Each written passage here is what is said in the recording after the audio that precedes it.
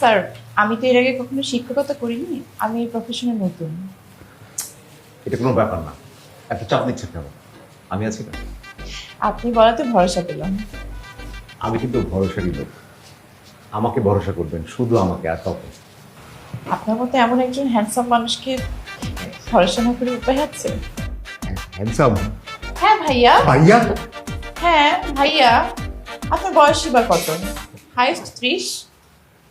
না মানে 30 না, আরেকটু বেশি আর কি, 40। কি বলছেন? আমি তো বিশ্বাসই করতে পারছি না। কি বিশ্বাস করতে পারছি না? এই যে বললেন আপনার বয়স 40। ও না মানে আমি মেনটেন করি তো, যার কারণে মানে প্রথম দেখায় বোঝা যায় না, একটু একটু পরে সবাই বুঝতে পারে। আচ্ছা, আপনার ফ্যামিলিতে কে কে আছে? মানে ছেলে মেয়ে কয়জন? আমি তো ব্যাচেলার। ব্যাচেলর? এত হ্যান্ডসাম হয়েও ব্যাচেলর নাকি ডিভোর্স? না না না, ডিভোর্সি না, আমি কনফার্ম ব্যাচেলার। মানে আমার লেভেলের আমি কাউকে আসলে খুঁজে পাইনি, এই জন্য জোড়া বাঁধা হয়নি আর কি। এলিজেবল হয়েও আমি আসলে ব্যাচেলার। আচ্ছা, তাহলে এখন আমার মতো সুন্দরী কাউকে দেখে বিয়ে করে ফেলুন। তাই নাকি? হ্যাঁ, আমার মতো সুন্দরী মেয়ে তো আপনার সাথে অবশ্যই রিলেশনে যাবে। আপনি আপনি বলছেন?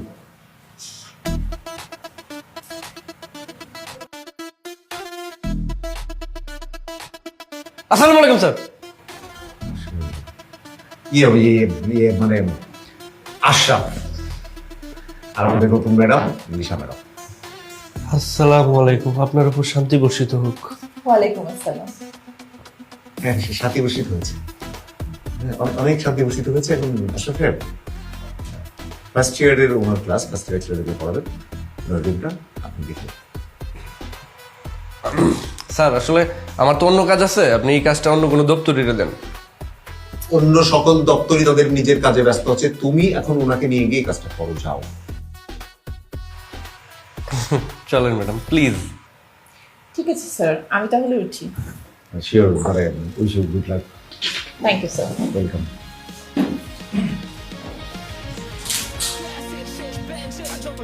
সবার অ্যাসাইনমেন্ট নকল করে পার সারদের মাথা ব্যথা সাইজ তবু ওরাই তো দেয় মনকে লাইফের গাইডলাইন। এটা ক্যাটিফেম ভাগে 5টা চামচ চায়ের কাপে বসে যত ব্রেইনস্টর্মস দুনিয়া ভাবে ওদের দিয়ে কিছু হবে না, কিন্তু ওরাই পাশে থাকে যখন কেউ থাকে না।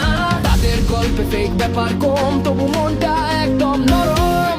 এরা আমাদের ব্যাপক পোলা পাই নরম, বাসা পুরো যায় বাকি সব জ্ঞান। জীবনটা সুখ যত ঝঞ্ঝাট